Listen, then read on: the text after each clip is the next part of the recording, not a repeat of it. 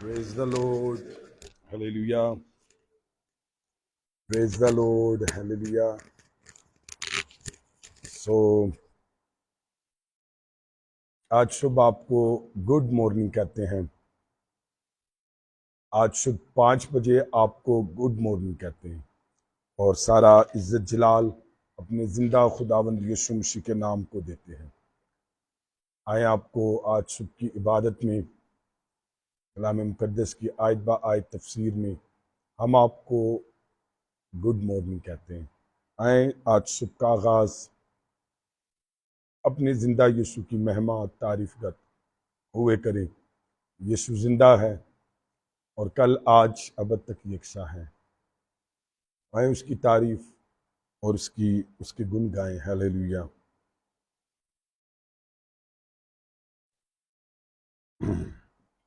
آئیں خداوند کی تعریف گاتے ہیں. زبور 103 گائیں گے. جی لائٹ جل رہی ہے.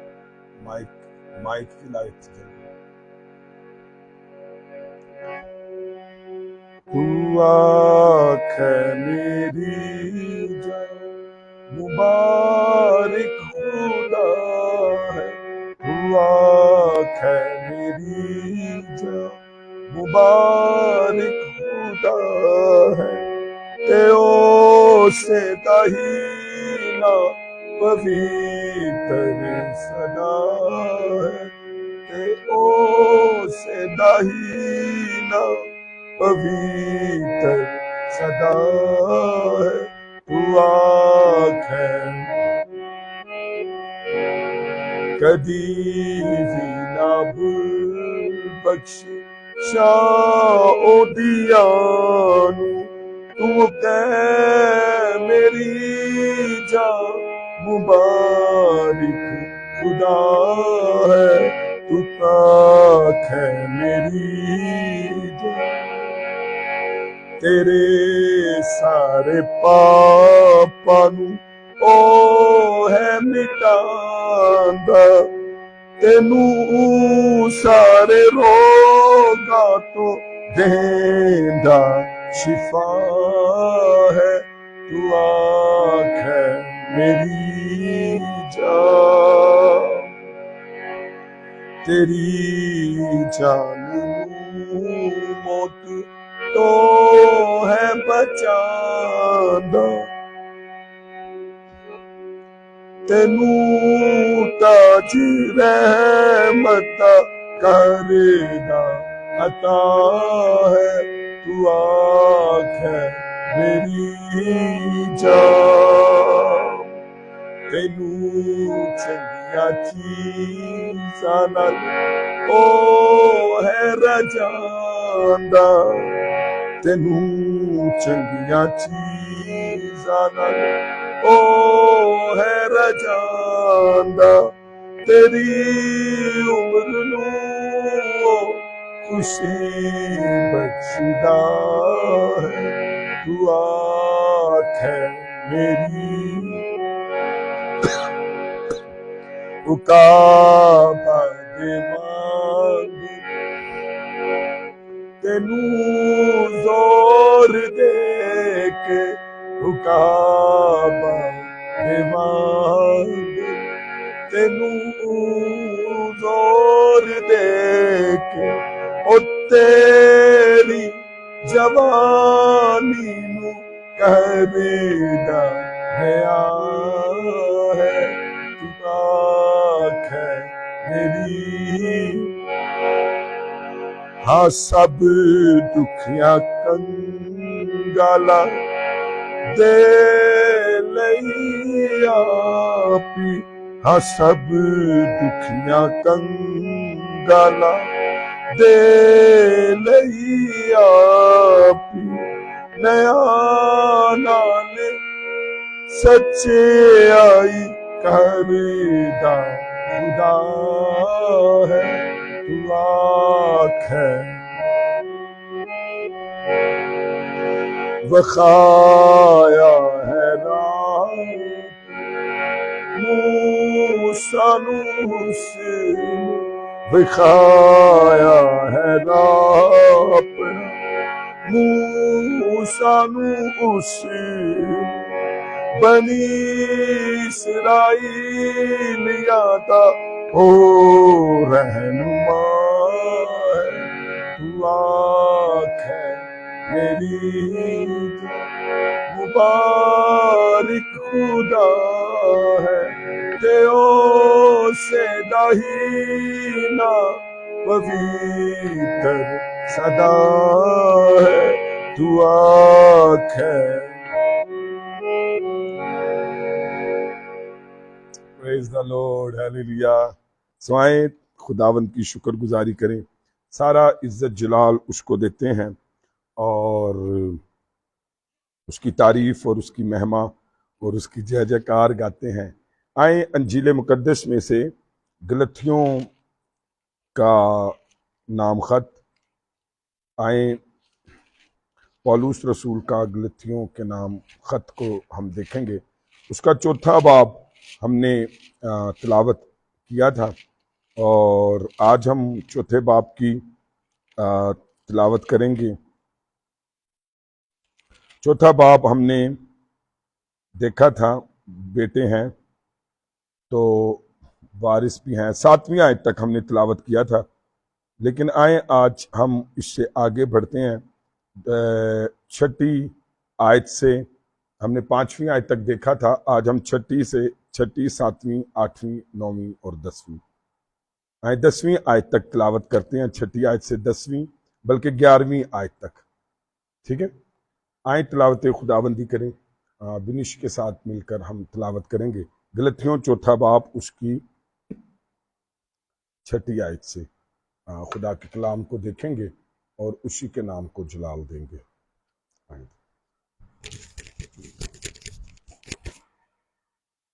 گلتیوں کی کتاب اس کا 4 باب اس کی 6 آیت. اور جو کہ تم بیٹے ہو اس لیے خدا نے اپنے بیٹے کا روح ہمارے دلوں میں بھیجا، جو ابا یعنی اے باپ کہہ کر پکارتا ہے. پس اب تو غلام نہیں بلکہ بیٹا ہے، اور جب بیٹا ہوا تو خدا کے وسیلے سے وارث بھی ہوا. لیکن اس وقت خدا سے ناواقف ہو کر تم ان معبودوں کی غلامی میں تھے جو اپنی ذات سے خدا نہیں. مگر اب جو تم نے خدا کو پہچانا، بلکہ خدا نے تم کو پہچانا، تو اس ضعیف اور نکمی ابتدائی باتوں کی طرف کس طرح پھر رجوع ہوتے ہو جن کی دوبارہ غلامی کرنا چاہتے ہو. آمین.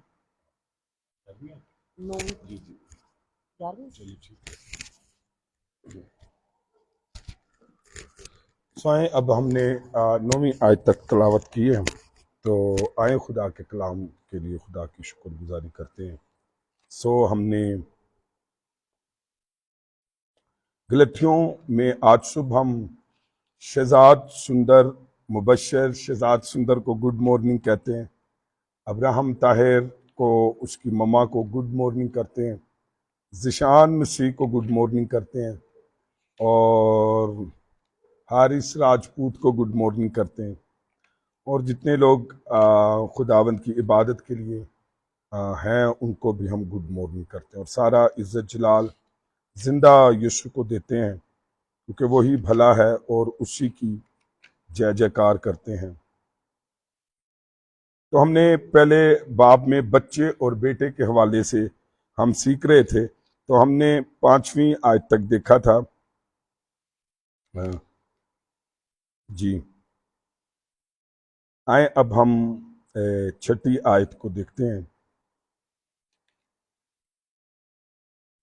چلے جی آئے 6 آیت کو خدا کے کلام میں سے دیکھتے ہیں. تو ہم 6 آیت میں لکھا ہے، بیٹے کو انڈر لائن کر لیجئے، روح کو انڈر لائن کر لیجئے اور ابا کو انڈر لائن کر لیجئے. غلام نہیں بیٹا، اس کو انڈر لائن کر لیجئے. آئیں ذرا اس آیت کو ہم دیکھیں. 6 آیت. سو ضرور ہے کہ خدا کے بیٹے دائرہ لگائیں، بیٹوں کی بات ہو رہی ہے۔ اپنی حیثیت کی عظمت اور وقار کو جانیں۔ اس مقصد کے لیے خدا نے پینتیکوسٹ پر پاک روح کو ہم نے انڈرلائن کیا تھا، پاک روح کو بھیجا کہ ان کے دلوں میں سکونت کرے۔ روح فرزندیت کا شعور پیدا کرتا ہے، روح جو ہے یہ فرزندیت کا شعور پیدا کرتا ہے، اور پھر مقدس خدا کو ابا یعنی اے باپ جو ہے وہ کہہ کر مخاطب کرتا ہے۔ ابا یعنی باپ مخاطب کرنے کا ایک عام لفظ ہے جس سے ہم سب مانوس ہیں، یعنی سب جانتے ہیں ابا یعنی باپ جو ہے۔ سو ارامی میں بھی ابا ہی بولتے ہیں اس کو۔ سو کوئی غلام کسی سربراہ خاندان کو کبھی اس طرح مخاطب نہیں کر سکتا، یہ صرف خاندان کے افراد کے لیے مخصوص تھا۔ کیا لفظ؟ ابا۔ سو اس سے محبت اعتماد کا اظہار ہوتا ہے۔ سو اس آیت میں تثلیث پر غور کریں، اس آیت کے اندر تثلیث پر غور کریں، بیٹا، روح اور باپ۔ سو اس ترتیب میں ہم اس کو دیکھتے ہیں۔ 7ویں آیت، اب ایماندار غلام نہیں، ٹھیک ہے، غلام نہیں کو ذرا انڈرلائن کر دیجیے۔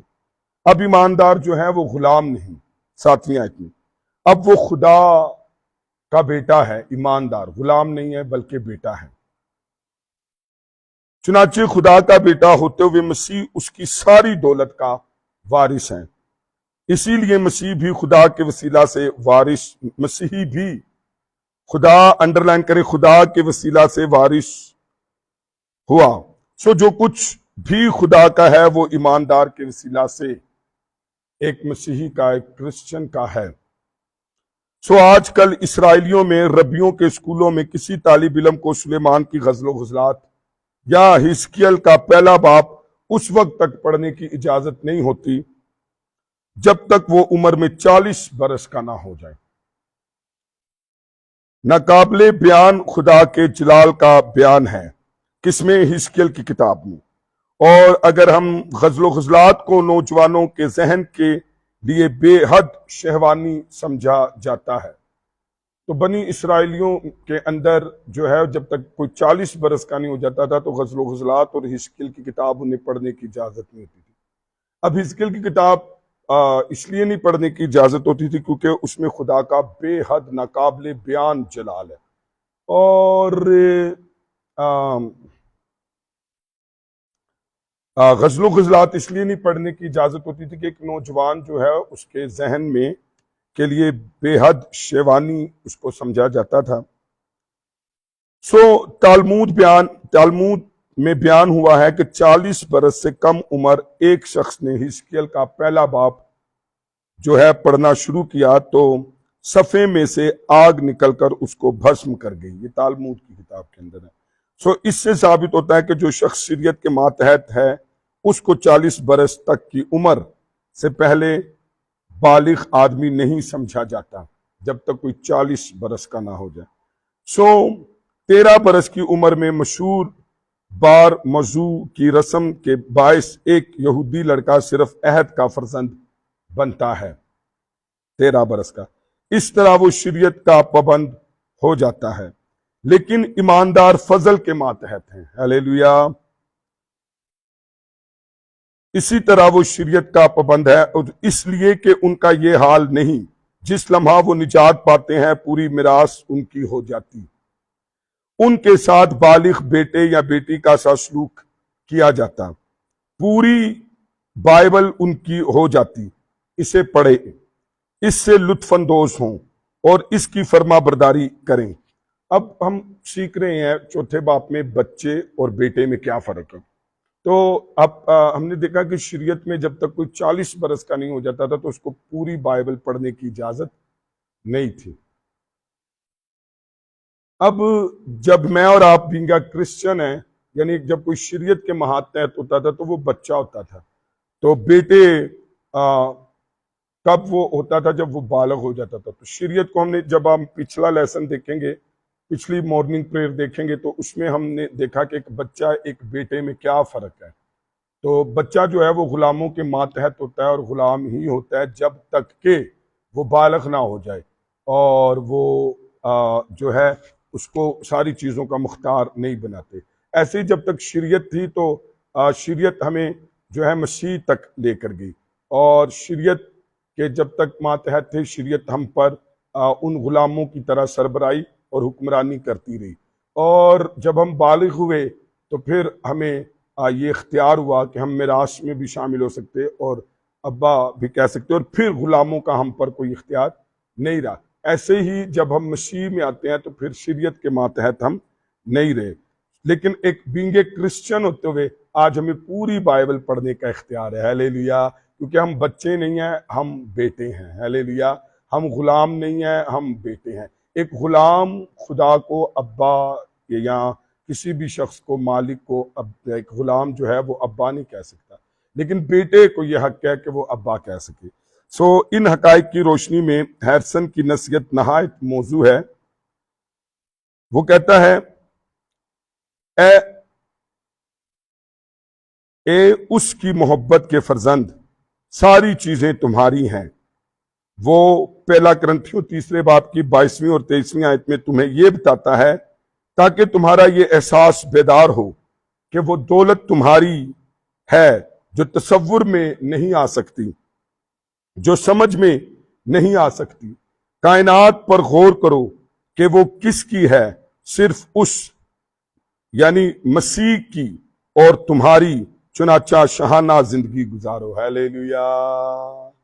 یہ ایک خدا کا خادم ہیریسن اپنی کرسچن ویلیو کو بتاتا ہے کہ کرسچن ویلیو میں ہم مسیح کے ہیں، اور مسیح کی یہ ساری کائنات ہے، اور ہم مسیح کے سبب سے خدا کے بیٹے ہیں، اور پھر سوچئے کہ ہم بیٹے ہونے کی وجہ سے کس قدر شاہانہ زندگی گزار سکتے ہیں کہ یہ سب کچھ باپ کا ہے اور ہم اس کے بیٹے ہیں۔ 8ویں آیت، کوئی وقت تھا کہ گلتی جو تھے وہ بتوں کے غلام تھے۔ اب معبودوں کو انڈرلائن کر دیجئے، بتوں کے غلام تھے۔ ایمان لانے سے پہلے وہ بے دین تھے اور پتھر اور لکڑی کے بتوں یعنی جھوٹے معبودوں کو پوجتے تھے۔ گلتی جو تھے کیونکہ یہ غیر قوم سے تعلق رکھتے تھے، اب وہ ایک اور قسم کی غلامی کی طرف جا رہے تھے، یعنی شریعت کی غلامی کی طرف۔ اب دیکھیں یہ تو یہودی تھے بھی نہیں، تو بھی یہ جب بتوں سے نکل کر آئے تو مسیحت میں آئے، مسیحت میں انہوں نے آزادی ایمان لائے، اور شریعت کا تو ان سے واسطہ ہی نہیں تھا۔ لیکن جو یہودی نواز جھوٹے فال ٹیچرز تھے وہ انہیں یہ کہتے تھے کہ تمہیں مسیح میں ایمان کے وسیلہ سے نجات ملی، لیکن ساتھ ساتھ تمہیں کیا کرنا ہے، شریعت کو بھی ماننا ہے، اس کے بھی غلام بننا ہے۔ اچھا دیکھیں، جب ہم شریعت میں آتے ہیں تو میں نے آپ سے پہلے ہی بتایا کہ شرعی اعتبار سے جب تک آپ بالغ نہیں ہوتے تھے تو آپ پوری بائبل کو نہیں پڑھ سکتے تھے، لیکن بینگ اے کرسچن ہوتے ہوئے اب آپ بیٹے ہیں تو آپ پوری بائبل کو پڑھ سکتے ہیں۔ پھر ہم نے یہ سیکھا تھا کہ بچے اور بیٹے میں کیا فرق ہے، 4 باب کی پہلی آیات میں اب تک بھی وہی بات چل رہی ہے، تو یہ کہاں تک چلے گی بیٹے اور غلام کی بات، یہ ہماری جو ہے 16ویں آیت تک یہ بات چلے گی کہ کیسے بیٹے اور تو شریعت میں وہ واپسی غلامی کی طرف جا رہے تھے، یعنی کہ غلطی غیر قوم سے آئے تھے، بتوں کو چھوڑ کر مسیحی ہوئے تھے، اور جب مسیحی ہوئے تو جو جھوٹے استاد تھے ان کو واپسی شریعت کی طرف لے کر جاتے، وہ آدھے مسیحی آدھے شریعت، تو وہ واپسی سے کس میں، غلامی میں آ رہے تھے، کیونکہ شریعت ایسے ہی تھی جیسے کوئی بچہ نوکروں اور مختاروں کے ہاتھ میں ہوتا ہے اور اس وقت تک ہوتا ہے جب تک وہ بالغ نہ ہو جائے، ایسے شریعت کہ ہم اس وقت تک ماتحت ہیں، بچے ہیں، لیکن جب تک ہم بالغ نہ ہو جائیں۔ تو آئے 9ویں آیت دیکھیے، انڈرلائن کریے، اب کو یا خدا نے ان کو پہچانا، خدا نے اس کو انڈرلائن کریں، اب کو اور پہچاننا، پھر ضعیف اور نکمی باتوں کو جو ہے وہ انڈرلائن کریں۔ آئیں ذرا 9ویں آیت دیکھیں، اب وہ اپنے رویے کے لیے کیا عذر پیش کر سکتے تھے، اب وہ کیا عذر پیش کر سکتے تھے، اب انہوں نے خدا کو پہچان یعنی جان لیا تھا، اور اگر وہ گہرے تجربے کے لحاظ سے اس کو نہیں جانتے تھے تو کم سے کم خدا نے ان کو پہچانا، یعنی جان لیا، مراد یہ ہے کہ وہ نجات پا چکے تھے، مگر اب وہ اس کی قدرت اور دولت یعنی جس کے وہ وارث ہیں اس سے ہٹ کر دیکھیں، جب انہوں نے یسوع مسیح کو پہچانا، چلو مان لو انہوں نے غیر طور پر نہیں پہچانا، خدا نے تو ان کو پہچان لیا کیونکہ خدا نے ان کو نجات دی۔ جب خدا نے ان کو نجات دی تو وہ قدرت اور دولت کو سے ہٹ کر، انڈرلائن کریں، ضعیف اور نکمی باتوں کی طرف رجوع کر رہے تھے، یعنی کہ ضعیف اور نکمی باتوں کی طرف، یہ وہ باتیں ہیں جن کا تعلق کیا تھا؟ شریعت سے تھا، جیسے کہ ختنہ، سبت کو مقدس دن اور کھانے پینے کے ضابطے وغیرہ۔ تو یہ واپسی کہاں جا رہے تھے؟ ضعیف اور نکمی باتیں، یعنی اس سے مراد ہے شریعت کی طرف واپسی جا رہے تھے، واپسی سے ختنے کے غلام ہو رہے تھے، واپسی سے وہ دنوں کے غلام ہو رہے تھے، واپسی سے وہ کھانے پینے کے ضابطے کے غلام ہو رہے تھے۔ سو وہ خود کو دوبارہ ان باتوں کی، یعنی انڈرلائن کرے، غلامی ہے نا لکھا ہوا، غلامی میں دے رہے تھے جو نہ نجات دے سکتی، نہ دولت بنا سکتی، بلکہ صرف غریبی بنا سکتی ہے۔ آج بھی کئی لوگ، میں نے آپ سے کہا تھا، اب دیکھیں ان کے ساتھ ہو کیا رہا ہے۔ اب یہ غیر قوموں سے نکلے تھے، بتوں غیر معبودوں کو نکل کر آئے تھے اور مسیحیت کو، یسوع کو قبول کیا تھا۔ انہوں نے اس نجات کی دولت کو، خدا نے انہیں پہچانا، انہیں نجات دی، لیکن اب یہ واپسی ضعیف نکمی یعنی شریعت کی طرف جا رہے تھے، تو جھوٹے فال ٹیچر انہیں یہاں پر پھنسا رہے تھے۔ آج بھی جب ہم مسیحیت میں آتے ہیں تو کیا ہوتا ہے، ہمیں فال ٹیچرز ملتے ہیں، یعنی کہ اگر ان کا بیک گراؤنڈ بھی بت پرستوں سے تھا اور جادوگروں سے تھا، تو وہ آج بھی آپ کو جادوگری، پرانی رسموں روایتوں کے غلام بناتے ہیں۔ تو یہ کیا ہوا کہ واپسی آئے اور یہ ان کو کس کا؟ واپسی سے غلام بنا رہے تھے، ختنے کا، دنوں کا، کھانے پینے کے ضابطوں کے اندر پھر سے انہیں کیا کر رہے تھے؟ پھنسا رہے تھے۔ سو پولوس شریعت اور اس کی ساری رسموں کو پتہ کیا کہتا ہے؟ ضعیف اور نکمی قرار دیتا ہے۔ اپنے زمانے اور مقام میں خدا کے آئین و قوانین خوبصورت تھے، لیکن اگر ان کو خداوند یسوع مسیح کا متبادل بنا لیا جائے تو زبردست رکاوٹ تھے، کیونکہ جب مسیح آپ کی زندگی میں آ گیا تو مسیح نے آپ کو ہر طرح کی غلامی سے آزاد کیا، ہر طرح کی غلامی سے، بتوں کی غلامی سے بھی، اور غیر معبودوں کی غلامی سے بھی، اور رسموں رواجوں کی غلامی سے بھی، دنوں کی غلامی سے بھی۔ سو مسیح کو چھوڑ کر وہ شریعت کی طرف رجوع کرنا ہرگز مناسب نہیں ہے۔ تو جب مسیح آپ کی زندگی میں آتا ہے تو مسیح آپ کو آپ کے باپ دادا کی لعنت سے چھڑاتا ہے، مسیح آپ کو بت پرستی سے چھڑاتا ہے، مسیح آپ کو ضعیف نکمی باتوں سے، یعنی کہ واپسی سے شریعت کا غلام ہونے سے بچاتا ہے، کیونکہ بچہ جو ہے وہ سرپرستوں اور غلاموں کے حوالے کیا جاتا تھا، اس لیے وہ بھی غلام ہوتا تھا۔ جب تک وہ بالغ نہیں ہوتا تھا اس وقت تک وہ کسی بھی چیز کا حقدار نہیں ہوتا تھا۔ سو 10ویں اور 11ویں آیت، گلتیا کے ایماندار یہودی سبتوں، انڈرلائن کریں، مقررہ وقتوں، ٹھیک ہے، اس کو انڈرلائن کر دے 10ویں اور 11ویں آیت میں۔ سو گلتیا کے ایماندار یہودی سبتوں اور تہواروں، جتنے بھی تہوار تھے ان کے، جو گلتیا کی کلیسیا تھی، کرسچن تھے، مسیح تھے، وہ انہاں چ بھی پھنسے ہوئے سن، مقررہ وقتوں کو مانتے تھے۔ سو پولوس ان کے لیے ڈر کا اظہار کرتا ہے کہ جو مسیح ہونے کا دعویٰ کرتے ہیں مگر کوشش یہ کرتے ہیں کہ شریعت کی پابندی سے خدا کی نظر میں مقبول ٹھہریں، تو انڈرلائن کریں، دنوں اور مہینوں اور مقررہ وقتوں اور برسوں کو لکھا ہوا ہے۔ اب ہے تو یہ کرسچن تھے، لیکن یہ کیا کرتے تھے؟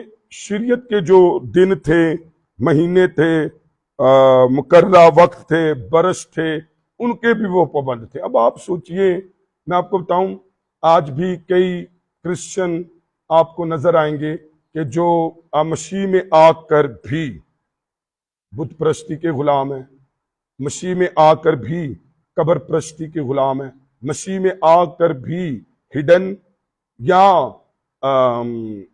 عام ایسے مسیحوں میں وہ اپنے گھر میں چراغ بتی کرتے ہیں، یا اپنی ایسے انسانوں کی عبادت کرتے ہیں، یا ایسے دنوں مہینوں سالوں کو مانتے ہیں کہ آدمی حیران ہوتا ہے کہ یہ کہاں سے آپ نے سیکھ لیے۔ یعنی کہ وہ مسیحت میں آ کر بھی، جیسے کہ آپ نے بائبل میں پڑھا ہوگا کہ جب یعقوب اپنے مامے لابن کے گھر سے نکلتا ہے تو اس کی بیوی راخل اپنے باپ کے بتوں کو بھی ساتھ لے آتی ہے۔ تو ایسے ہی یہ غلطی اپنے ساتھ اپنے بت تو نہیں لے کر آئے، لیکن شریعت کے دنوں میں پھنس گئے، مہینوں میں پھنس گئے، برسوں میں پھنس گئے، اس کی رسموں میں پھنس گئے، ختنے میں پھنس گئے۔ تو اسے دیکھ کر سمجھ نہیں آتی تھی ان کو کیا ہے۔ تو پولس انہیں بتاتا ہے کہ تم تو آج بھی غلام ہو گئے، تم تو آج بھی ضعیف نکمی باتوں کے اندر پھنس۔ تو مسیح کی نجات کا کیا ہوا؟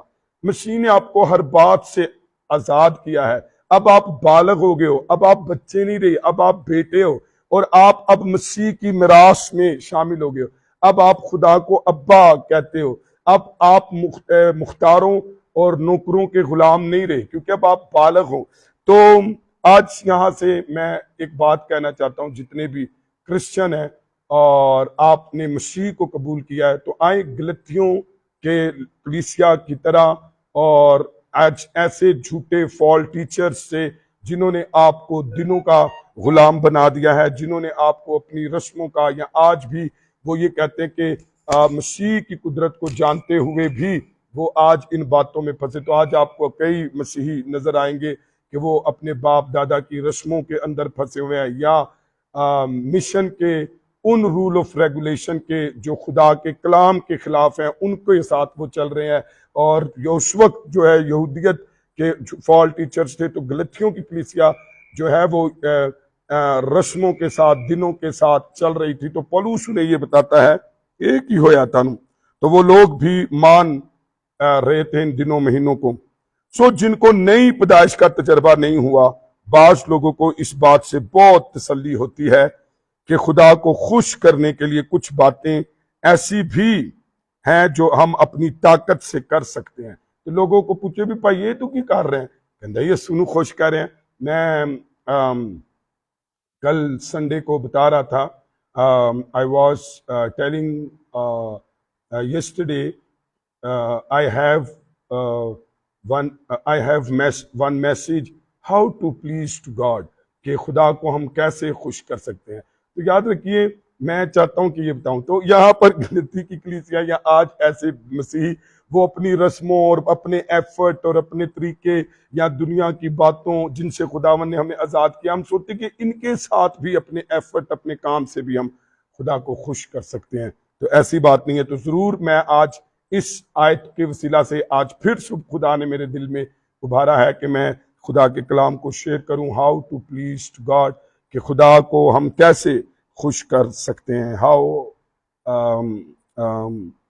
How we can please to God. آئیے، تو وہ یہ سوچتے تھے کہ اپنی طاقت سے ہم اس کو خوش کر سکتے ہیں، مگر اس کا مطلب تو یہ ہوا کہ انسان میں کچھ طاقت بھی ہے، اور اس لیے اس حد تک اسے نجات دہندے کی ضرورت نہیں ہے۔ میری بات سنیں، اگر آپ کو یسوع مسیح کی نجات اور اس کے کفارے نے نجات نہیں دی، اور آج بھی آپ سمجھتے ہیں کہ مجھے ضعیف نکمی باتوں کو ماننا ہے، مجھے پرانی رسموں رواجوں کو کیا کرنا ہے، ماننا ہے، اور مجھے اپنی طاقت سے بھی کچھ کرنا ہے، تو مجھے بتائیے پھر اس نجات کا کیا فائدہ؟ میں آج بھی آپ کو بتاؤں، بہت سارے فال ٹیچرز ہیں جو آپ کو اسپرچول کورنگ کی بات سکھاتے ہیں، جو آپ کو کہتے ہیں کہ سانو بھی ابا ابا کیا کرو، تو پھر وہ آپ سے ایک بڑی قیمت جو ہے وہ مانگتے ہیں اسپرچول کورنگ کی۔ تو پھر مجھے یہ بتائیے، اگر انہی رسموں انہی باتوں سے ہم نے کور ہونا ہے، تو پھر یسوع مسیح کی صلیب کا کیا فائدہ ہوا؟ یسوع کی نجات اور خون کا کیا فائدہ ہوا؟ پھر ہمیں بیٹا ہونے کا کیا فائدہ ہوا؟ پھر ہمیں روح القدس پانے کا فائدہ کیا ہوا؟ پھر مجھے اور آپ کو یسوع کی میراث میں شامل ہونے کا کیا فائدہ ہوا؟ اگر آج بھی ہم نکمی ضعیف باتوں کی. آج بھی اگر ہم کسی بھی شریعت کے غلام ہیں، آج بھی اگر ہم کسی بھی رسم رواج کے غلام ہیں، اگر آج بھی ہم کسی بھی انسان کے غلام ہیں، اگر آج بھی ہم کسی بھی مشن کی رول آف ریگولیشن کے جو خدا کے کلام کے خلاف ہیں، آج بھی اگر ہم اس کے غلام ہیں، تو پھر مسیح کی نجات دہندے کی ضرورت تو پھر نہیں ہے. پھر تو یسوع کی ضرورت نہیں ہے، اس کی صلیب کی ضرورت نہیں ہے. سو اگر پولوس غلطیوں کو اس طرح لکھ سکتا تو آج کے دور میں ان کو کیا لکھے گا؟ یعنی جو مسیحی ہونے کا دعویٰ تو کرتے ہیں. دیکھو کیسی زبردست بات ہے کہ غلطیوں کو کیسے وہ ٹیچ کر رہا ہے، اور اس نے لکھا غلطیوں کی کلیسیا کو. وہ لکھ رہا ہے you are going to wrong way, اور آپ مسیح کی نجات کو ہلکا لے رہے ہیں. تو اگر آج کے مسیحوں کو وہ لکھتا تو وہ کیسے لکھتا، جو آج مسیح ہونے کا دعویٰ کرتے ہیں مگر پاکیزگی شریعت کی رسومات و شرائع کے وسیلہ سے ڈھونڈتے ہیں؟ کیا وہ ان روایتوں کی مذمت نہیں کرے گا جو یہودیت سے مسیحت میں لائی گئیں، یا اپنے مذہب سے یا اپنی روایتوں سے انسانوں کی طرف سے مقرر کی گئی؟ پاسٹروں کے لیے امتیازی پوشاک، سبت کی پابندی، پاک مقامات، موم بتیاں، پاک پانی، تو یہ کہاں سے ہم نے سیکھ لیا؟ سو 12ویں آیت میں آپ انڈر لائن کیجئے اے بھائیو، ہے اے بھائیو ہے 12ویں آیت میں اے بھائیو. پھر اس کے بعد انڈر لائن کیجئے میری مانند ہو جاؤ، اس کو انڈر لائن کیجئے، کیونکہ میں بھی تمہاری مانند ہوں، اس کو انڈر لائن کر دیجئے. چلے آئیں. لگتا ہے غلطی جو ہے، غلطی یعنی غلطیوں کے رہنے والے غلطی کرسچن مسیحی بھول گئے تھے کہ جب پولوس نے انہیں پہلی خوشخبری سنائی تھی تو وہ کتنے شکر گزار تھے، مگر وہ ان کو اے بھائیوں کہہ کر مخاطب کرتا ہے. ہیلیلویا، اے بھائیوں. تو بھائیوں جو ہے بائبل میں ایک بڑی خوبصورت ٹرم ہے جو ایک دوسرے کے ساتھ رسول استعمال کرتے تھے، ارلی چرچ استعمال کرتا تھا. آج لوگ بے شک آپ کو جب آپ توبہ کرتے ہیں، پانی کا بپتسمہ لیتے ہیں اور روح القدس سے بھر کر غیر زبانیں بولتے ہیں، انجیل سنانے لگتے ہیں، تو لوگ آپ کو طنز سے بھائی کہتے ہیں. لیکن شاید انہیں پتہ نہیں کہ یہ بائبل کی ٹرمز ہیں. وہ تو طنز سے کہہ رہے ہیں، لیکن حقیقت میں ہم بھائی ہیں. مسیح جب ہم یسوع مسیح کو قبول کرتے ہیں تو ہم خدا کے فرزند ٹھہرتے ہیں. تو اس طریقے سے جب ہم خدا کے فرزند ہیں تو آپس میں ہم بھائی ٹھہرے، اور یسوع مسیح ہمارا بڑا بھائی ٹھہرا. تو شکر گزاری کیجئے، وہ ندانی میں آپ کو کہہ رہے ہیں لیکن آپ حقیقت میں ایسے ہیں. تو یہ پولوس انہیں اے بھائیوں کہہ کر مخاطب کرتا ہے، حالانکہ وہ غلط راہ پر چلنے لگے تھے اور اسے ان کے بارے میں خدشات تھے. سنا آپ نے کہ وہ غلط راہ پر چل رہے تھے، یعنی کہ وہ رسموں میں پھنس گئے تھے، دنوں میں پھنس گئے تھے، ختنوں میں پھنس گئے تھے.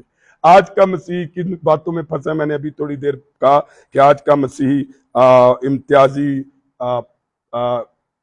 چیزوں میں پھنس گیا ہے، سبت کی پابندی میں پھنس گیا، پاک مقامات کی چیزوں میں پھنس گیا، موبتیوں میں پھنس گیا، پاک پانی کے چکر میں پھنس گیا. وہ سوچتے کہ اس سے سارا کچھ ہوگا. لیکن اب مسیح میں وہ شریعت سے وہ غلط چل رہے تھے اور اسے ان کے بارے میں خدشات تھے پولوس کو، کہ ایک وقت تھا کہ پولوس بھی شریعت کے ماتحت تھا، لیکن اب مسیح میں وہ شریعت سے آزاد تھا. ہیلیلویا. اس لیے وہ کہتا ہے میری مانند ہو جاؤ. پولوس کیا کہتا ہے؟ میری مانند ہو جاؤ. اچھا، آج آپ کو پتہ لگا پولوس کیوں کہتا ہے میری مانند ہو جاؤ؟ وہ یہ نہیں کہہ رہا تھا کہ بھئی میرے ونگرے یا میرا، یہ نہیں وہ بات کرتا. اصل میں چونکہ وہ یہ کہہ رہا تھا دیکھیں میں یہودیت سے ہوں، میں اسرائیل سے ہوں، تو میں آزاد ہوا ہوں مسیح کے کفارے کے وسیلہ سے. میں تو ان میں سے ایک بھی نکمی ضعیف بات کا غلام نہیں ہوں. میں دنوں میں نہیں پھنسا، میں سالوں میں، مہینوں کے، مقررہ مہینوں کے سبتوں میں، ختنے میں نہیں پھنسا. کہ تسی غیر قوم جو آ کے اور آپ شریعت کی غلامی میں پھنس رہے ہو. تو وہ کہتا ہے کہ میری مانند ہو جا. جیسے میں حالانکہ اسرائیل سے، یہودیت سے آیا، اور میں نے مسیح پر میں ایمان لایا اور میں اس سے آزاد ہو گیا، تم میری مانند بنو۔ تو اور اسے ان کے بارے میں کیا تھے؟ یہ خدشات تھے کہ ایک وقت تھا کہ پولس بھی شریعت کے ماتحت تھا، لیکن اب مسیح میں وہ شریعت سے آزاد تھا، تو اس لیے وہ کہتا ہے میری مانند بن جاؤ، میری مانند ہو جاؤ، یعنی شریعت سے آزاد ہے، ختنے سے آزاد، اور یہودی رسم و رواجوں سے آزاد، زندگی شریعت کے ماتحت نہیں۔ غیر قوم غلطی تو کبھی بھی شریعت کے ماتحت نہ تھے، کہندے تسی تو غیر قوم تھے، تم تو کبھی بھی شریعت کے غلام نہ تھے، اور اب بھی نہ تھے، اب تم یسوع میں آگے ہوتے بالکل ہی نہیں ہو۔ چنانچہ رسول کہتا ہے، پولس رسول انڈرلائن کریں، کیونکہ میں بھی تمہاری مانند ہوں، میں بھی کیا ہوں؟ تمہاری مانند، یعنی میں جو کہ یہودی ہوں اب شریعت سے آزادی کے مزے اٹھا رہا ہوں، ہائے ہائے ہائے، اڑاتا ہوں مزے، اور تم جو غیر قوم ہو تم بھی شریعت سے آزاد تھے۔ ہلیلویا، کہنا میری مانند ہو جاؤ، میں شریعت تو آزاد، اور پھر کہنا کیونکہ میں بھی تمہاری مانند ہوں، کہنا تسی بھی شریعت تو آزاد ہو، تو تسی کیوں غلام باندھے ہو؟ کیونکہ دیکھیں وہ غیر قوم سے آئے تھے، شریعت سے تو ان کا واسطہ ہی نہیں تھا، تو وہ تو آزاد ہے شریعت سے، تو کہتے ہیں تم میری مانند ہو جاؤ اور میں تمہاری مانند ہوں، آزاد ہوں میں۔ سو انڈرلائن کرے، تم نے میرا کچھ بگاڑا نہیں، لکھا ہوا ہے تم نے میرا کچھ بگاڑا نہیں۔ سو یہ واضح نہیں ہوتا کہ پولس کے ذہن میں کیا بات تھی کہ تم نے میرا کچھ بگاڑا نہیں، یہ نہیں پتا اس کے ذہن میں کیا بات تھی۔ شاید کہہ رہا ہے کہ تم نے مجھ سے جو سلوک کیا، میں ذاتی طور پر اس پر ناراض نہیں، وہ اسے چھوڑ کر جھوٹے استادوں کے پیچھے لگ گئے تھے۔ میں آپ کو بتاؤں یہ بڑی جنگ ہے، کیونکہ بھی خدا کا خادم ہوتا بڑا دل، آپ کو میں بتاؤں ساڈا کئی ہمارا جو خون ہے وہ صرف ایسے گل تے سڑ گیا ہے۔ ہم لوگوں کو دیکھتے ہیں لوگ آج سچے خادموں کی بجائے جھوٹے خادموں کی بہت آہو بھگتی کرتے ہیں، ویری سیڈ۔ تو بڑا دل جلتا ہے، بڑا خون جلتا ہے۔ اسی تے وقت تو پہلے ہی بڈھے ہو گئے، اور کئی پاسٹر ہیں جو حقیقی ہیں، سچے ہیں، انہوں نے بیچارے دے جوانی چ وال سفید ہو گئے صرف غموں کی، کلیسیا کے بے تکے رویوں سے۔ تو پولس بھی یہاں پر کہتا ہے تم نے میرا کچھ بگاڑا نہیں، تو وہ کہتا ہے میں تم سے ناراض نہیں ہوں، کیونکہ وہ اصل میں اس کو چھوڑ کر جھوٹے استادوں کے پیچھے، آج بھی میں نے دیکھا ہے ہم ایسے پریچر ٹیچرز ایسی مشنوں کے پیچھے ہیں جنہوں نے ہمیں خدا کے کلام سے گھبرا دیا، جنہوں نے ہمیں خدا کے کلام سے گمراہ کر دیا، جنہوں نے ہمیں آج ہماری رسموں میں یا ایسی چیزوں میں پھنسا دیا ہے کہ ہمیں یہ لگتا ہے کہ اب ہمیں وہ بھی کرنا ہے اور یہ بھی کرنا ہے، جبکہ مسیح نے ہمیں آزاد کیا ہے۔ ہلیلویا۔ سو وہ کہتا ہے کہ یہ بات میرے لیے ذاتی طور پر ایسے صدمے کی بات نہیں، مگر یہ خدا کی سچائی پر بڑی چوٹ ہے، اور اس لیے خود ان کے لیے باعث سے نقصان ہے۔ دیکھیں کبھی کبھی آپ کو میں بتاؤں، کئی دفعہ آپ سچے خادموں کو فالو نہیں کرتے، ہاں اگر میں ایک بات کہوں تو وہ پھر لمبی ہو جائے گی، تو خیر، تو پھر ہوتا کیا ہے، چلیں بعض دفعہ ہم اس دکھ کو سہ بھی لیتے ہیں، لیکن ایک میں بات بتاؤں جو بات رہ جاتی ہے، خدا کی بڑی سچائی پر چوٹ ہو جاتی ہے، اور اس کا بھی شاید جو ہے وہ کوئی اتنا بڑا اثر نہ ہو، لیکن اس سے بھی بڑا دکھ یہ ہے کہ اور اس کے لیے خود ان کے لیے بڑا نقصان ہے۔ مطلب چلے خادم کو دکھ پہنچایا، ایک سچے خادم کو چلے انہوں بھی ایک سائڈ تے رکھ دو، خدا کی بڑی سچائی پر چوٹ لگتی ہے جب آپ دنیا کی چیزوں میں، رسموں میں، رواجوں میں، روایتوں میں پھنس جاتے ہیں، ایک سچائی پر بھی چوٹ لگتی ہے اور وہ سچائی چھپ جاتی ہے۔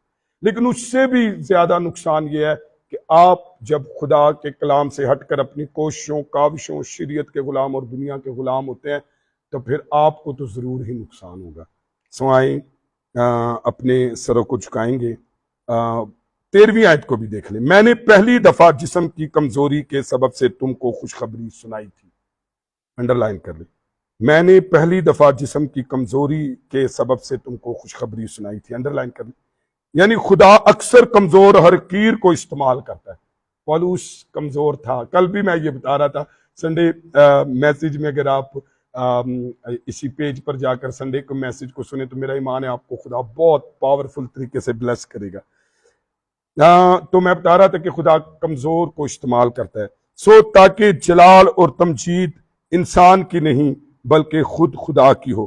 تو کمزوری سے مراد پتہ کیا ہے؟ جب اس نے کہا کہ جسم کی کمزوری، تو جسم کی کمزوری کے بارے میں کئی نظریات پیش کیے جاتے ہیں. مثلا آنکھوں کا کوئی مرض تھا پولوس کو، یا اس کے علاوہ ملیریا تھا، یا آدھے سر میں درد تھا، یا مرگی، یا کئی دوسرے امراض کا نام بھی جو ہے مختلف تفسیروں میں لیا جاتا ہے.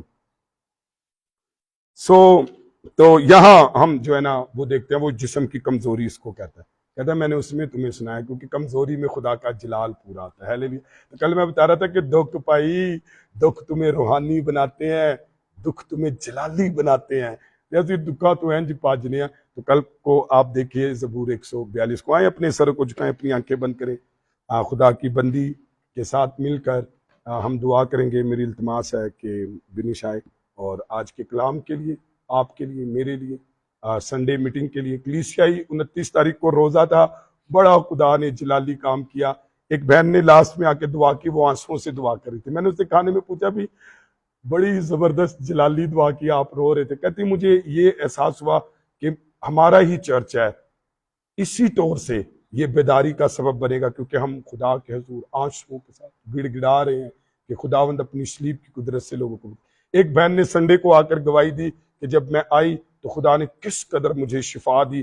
تو مجھے یہ پتا چلا کہ اگر آپ کے ساتھ کوئی ہو نہ ہو، لیکن مجھے یہ پتا چلا کہ آپ کے ساتھ کوئی دوست، ساتھی، انسان نہ مل سکے، اس عبادت میں شامل نہ ہو سکے، لیکن یسوع اس عبادت میں ضرور موجود تھا. اور یہ دو بڑی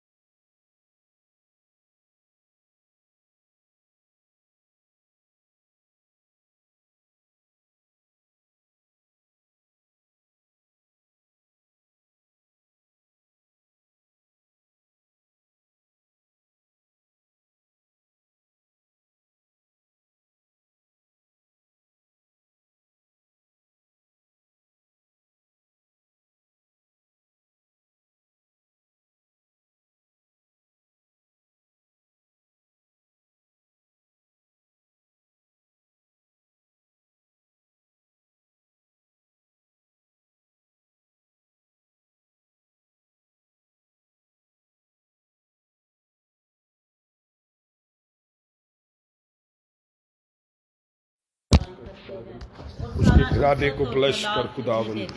یس جیزس، یس Jesus, بلش lord, بلش lord, بلش lord, بلش lord, بلش lord, بلش اے خداوند خدا کی زندگیوں کے لیے خداوند خدا میں تیری حضوری میں برکت کی دعا کرتی ہوں. اے خداوند خدا ان کی زندگیوں میں برکت ہے، ان کے گھرانوں پر، ان کی نسلوں پر، ان کی سوچوں پر، ان کے خاندانوں پر. شہزاد سندر کے لیے تیری مبشر شہزاد سندر کے لیے اے خداوند خدا میں تیرا پاک لہو چاہتی ہوں. خداوند تیرا بلش کر اس کو، اس کے بچے، اس کے گھرانے اے کو. خداوند جو کلیسیا میں بیمار ہے ان کی ہر طرح کی بیماری یسوع کے نام سے دانیل کے لیے اور خداوند تیرے حضور آرین کے لیے، اوریا کے لیے بلیسنگ چاہتے، اوریا دانیل کے لیے تو نے بھی خداوند بلش کر اس ٹریننگ میں خداوند اسے بلش کر قبول کر اسے کامیاب کر خداوند. ہاللیلویہ. تیرا طرز چاہتی ہوں، تیری برکت چاہتی ہوں. اے خداوند ہر ایک چیز پر تیری برکت طاقت ہے. میں اپنے گھرانے کے لیے اے خداوند خدا تیری حضوری میں برکت چاہتی ہوں. اے خداوند خدا खुदा तू हमें बरकत दे, हिकमत दे, हालेलुया। सिस्टर दनाई दे, नौशीन समझ उसके दे, घराने के लिए हमारी बरकत कर। जिंदगियों से है खुदावंद खुदा, बच्चों के लिए तेरे बरकत नाम कर को खुदावंद, इज्जत और रहम जलाल कर, मिले, जलाल तेरी दे। बरकत ताकत ठहरे। हालेलुया। ऐ खुदावंद खुदा हमारे बदनों से कोई ऐसा काम ना हो जिसे तू पसंद ना करे। बहन ऐ सारा खुदावंद के लिए, खुदा उसके तेरी घराने के लिए बरकत बरकत ताकत कर। ठहरे, तेरा बच्चों शुक्र पर तेरी अदा सलाम करते दिया हैं, है खुदा। तेरी बरकत चाहते हैं। तू छू हालेलुया। और पाकर यीशु के नाम से ये दुआ मांगती और पा लेती हूँ, आमीन। आमीन। हालेलुया। आए खुदावंद की इसका ही दुआ कहें। ऐ हमारे बाप, तू जो आसमान पर है, तेरा नाम पाक माना जाए, तेरी बादशाहत आए, तेरी मर्जी जैसे आसमान पर पूरी होती है, जमीन पर भी हो। हमारे रोज की रोटी आज हमें दे, जिस तरह हम अपने कर्जदार को माफ करते हैं, तुम्हारे कर्ज हमें माफ कर, हमें आजमाइश में न ला, बल्कि बुराई से बचा, क्योंकि बादशाहत, कुदरत, जलाल हमेशा तेरा है। आमीन। खुदा बाप, बेटे, रूह कुछ की बरकत दुनिया के तमाम कदसिन हाजिर जमायत कर खानदान जिंदगियों के साथ अब्दुल आबाद होती है। आमीन। Praise the Lord.